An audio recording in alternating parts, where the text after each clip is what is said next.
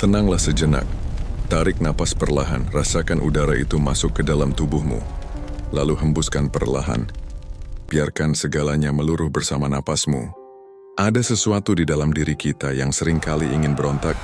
Sebuah api yang menyala tanpa kendali, menuntut untuk didengarkan. Itulah amarah.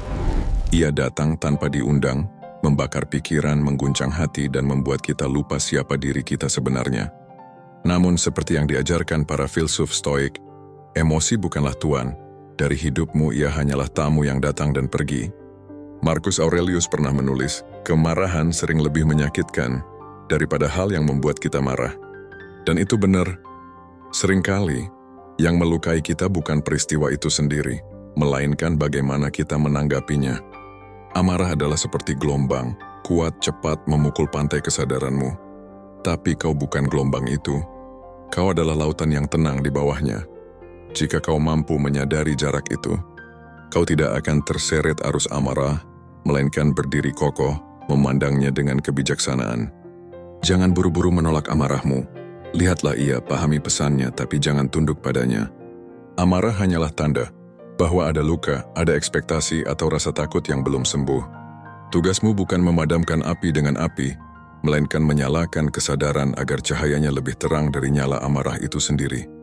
Ingatlah, seorang stoik sejati bukanlah orang yang tak pernah marah, melainkan orang yang mampu melihat amarah tanpa kehilangan kedamaian batinnya. Jadi, bila nanti dunia mencoba memancingmu, bila seseorang menyulut bara di hatimu, berhentilah sejenak. Tarik napas, lihat dirimu dari jarak yang sunyi. Lalu katakan dalam hati, amarahmu tidak layak menguasaimu. Kau lebih besar dari emosimu. Kau lebih luas dari segala reaksi sesaat. Dan di dalam dirimu ada kekuatan yang tak bisa dikoyak oleh kemarahan. Kekuatan dari kesadaran yang tenang. Amarah adalah sesuatu yang sangat manusiawi. Ia muncul dari luka, dari rasa tidak dihargai, dari ketidakadilan, atau dari kelelahan jiwa yang terlalu lama dipendam. Tapi amarah bukanlah bukti kekuatan. Ia justru tanda bahwa kesadaranmu sedang diguncang oleh hal-hal di luar kendalimu. Epictetus pernah berkata, bukan hal-hal yang mengganggu kita, melainkan pendapat kita tentang hal-hal itu. Kata-kata itu sederhana, tapi menembus jauh ke inti batin manusia. Kita marah bukan karena dunia jahat, melainkan karena pikiran kita memberi makna tertentu pada dunia itu, makna yang seringkali tak perlu. Ketika seseorang menghina kita, sebenarnya hanya suara yang keluar dari mulutnya, tapi pikiran kita menambahkan makna. Ia merendahkanku, ia tidak menghormatiku, dan disitulah api mulai menyala, bukan dari orang itu, tapi dari tafsiran kita sendiri. Bayangkan kau sedang berjalan di jalanan, dan seseorang berteriak keras tanpa arah. Kau mungkin mengabaikannya, karena kau tahu ia gila. Tapi jika seseorang berteriak kata yang sama padamu, kau marah, karena kau merasa itu pribadi. Padahal, kata-kata itu sama, hanya tafsiranmu yang berbeda. Itulah sebabnya orang stoik melatih diri untuk memiliki jarak antara kejadian dan reaksi. Karena di antara kejadian dan reaksi, di sanalah kebebasan manusia berada. Itulah ruang kecil yang menentukan apakah kau akan menjadi budak emosimu atau penguasa jiwamu sendiri. Marcus Aurelius menulis dalam Meditations, kau memiliki kekuatan untuk tidak memiliki pendapat tentang sesuatu, dan dengan itu jiwamu akan menemukan kedamaian. Artinya kau selalu bisa memilih untuk tidak terseret dalam api amarah itu. Kau bisa menatapnya, lalu berkata dengan tenang, ini tidak layak menguasai hidupku. Namun, jangan salah paham, Stoikisme tidak mengajarkan untuk mematikan emosi. Kemarahan punya tempatnya sendiri. Ia bisa menjadi penanda bahwa sesuatu tidak selaras, bahwa ada batas yang perlu ditegakkan. Tapi yang membedakan orang bijak dan orang bodoh adalah bagaimana mereka menggunakan api itu. Orang bodoh membiarkan amarah membakar dirinya sendiri.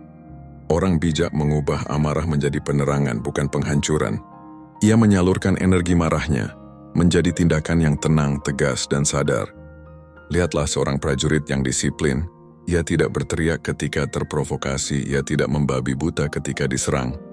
Ia bergerak dengan ketenangan karena ia tahu, ketenangan adalah bentuk tertinggi dari kekuatan. Dan begitu pula dengan dirimu. Setiap kali kau merasa ingin meledak, ingatlah, dunia sedang mengujimu. bukan untuk menjatuhkanmu tapi untuk melihat apakah kau sudah cukup tenang untuk tidak bereaksi.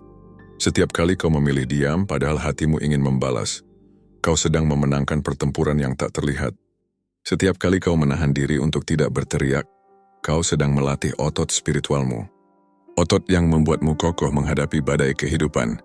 Seneca menulis tidak ada hal yang lebih cepat membuatmu kehilangan kendali selain kemarahan. Dan ketika kendali itu hilang, kau kehilangan segalanya. Kebijaksanaanmu, kehormatanmu, bahkan kebahagiaanmu sendiri. Kemarahan tidak pernah memenangkan pertarungan. Ia hanya menunda kedamaian yang seharusnya bisa kau rasakan sekarang. Cobalah lihat dunia dari sudut pandang yang lebih tinggi. Bayangkan dirimu seperti elang yang terbang di atas badai. Ia tidak melawan angin, tapi menggunakan angin itu untuk naik lebih tinggi. Begitu pula dirimu, gunakan amarahmu bukan untuk membalas, tapi untuk memperdalam pemahamanmu tentang dirimu sendiri. Tanyakan dalam diam, mengapa aku marah? Apa yang sebenarnya aku takutkan? Apa yang ingin aku lindungi? Ketika kau menemukan jawabannya, kau akan sadar bahwa amarah hanyalah bayangan dari sesuatu yang lebih dalam, entah luka lama, ketakutan, atau harapan yang tak terpenuhi. Dan saat kesadaran itu muncul, api itu mulai padam dengan sendirinya. Karena cahaya pemahaman selalu lebih kuat dari nyala reaksi. Kau tidak perlu membalas dunia. Kau hanya perlu memahami dirimu sendiri. Sebab ketika kau mengenal dirimu, tidak ada yang bisa memancingmu keluar dari kedamaianmu. Tenanglah jiwa yang kuat, kau tidak perlu membuktikan apapun. Tidak ada kemarahan yang layak menguasaimu. Karena dirimu sendiri adalah penguasa tertinggi dari hidupmu. Ketenangan bukan berarti kau tidak merasakan apapun. Ia berarti kau mampu merasakan segalanya tanpa kehilangan dirimu di dalamnya. Orang yang benar-benar kuat bukanlah yang mampu menghancurkan musuhnya, melainkan yang mampu menundukkan amarahnya sendiri. Karena mengalahkan orang lain mungkin butuh tenaga, tapi mengalahkan diri sendiri, itu butuh kesadaran. Setiap kali amarah muncul, itu adalah kesempatan untuk melihat siapa dirimu sebenarnya. Kemarahan adalah cermin. Ia menunjukkan bagian dari hatimu yang belum selesai, yang masih menuntut untuk dimengerti, bukan ditekan. Epictetus mengajarkan, saat seseorang membuatmu marah, ketahuilah bahwa dia tidak menyebabkan kemarahan itu, melainkan hanya memicunya. Sumbernya selalu ada di dalam dirimu.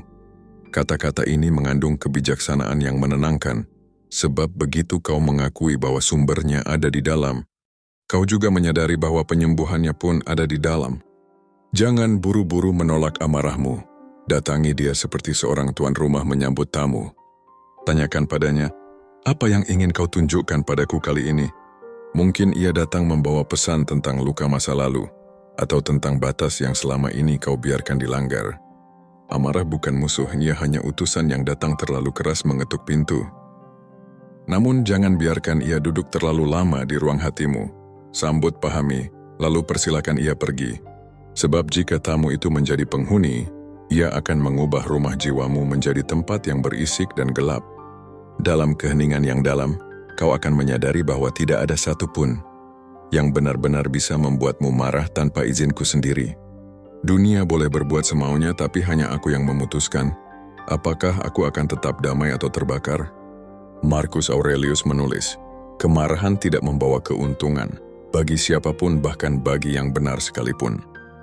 Ia tahu, keadilan sejati hanya bisa ditegakkan oleh pikiran yang jernih, dan pikiran yang jernih hanya lahir dari hati yang tenang. Bayangkan jika setiap manusia belajar diam sejenak sebelum bereaksi, berapa banyak pertengkaran yang bisa dihindari, berapa banyak luka yang tidak perlu tercipta, berapa banyak cinta yang bisa diselamatkan. Di zaman ini banyak orang merasa bangga bisa menunjukkan emosinya tanpa filter, seolah-olah itu tanda kejujuran. Padahal kejujuran tanpa kebijaksanaan hanyalah bentuk lain dari kebodohan. Menjadi jujur pada emosi bukan berarti menuruti setiap dorongannya. Itu berarti menyadari apa yang kau rasakan, tanpa menjadi budak dari perasaan itu. Orang stoik tidak mematikan hati, mereka mendidiknya. Mereka tidak menolak rasa marah, sedih, atau kecewa. Mereka belajar untuk tidak terikat padanya, karena mereka tahu perasaan hanyalah ombak, sedangkan kesadaran adalah lautan yang tak terguncang. Ketika kau bisa menatap amarah tanpa terbakar olehnya, kau mulai memasuki wilayah para jiwa yang tenang. Wilayah di mana setiap badai hanyalah latihan bagi kedewasaan. Dan di titik itu kau tidak lagi takut pada dunia. Kau tidak lagi takut pada kata-kata orang atau perlakuan yang tidak adil. Kau mulai melihat semuanya sebagai bagian dari latihan spiritualmu. Seseorang menghina, latihan kesabaran. Seseorang berkhianat, latihan pengampunan. Seseorang menolak mulai, latihan penerimaan. Dan setiap kali kau memilih diam dengan sadar, kau sedang bertumbuh dalam kebijaksanaan.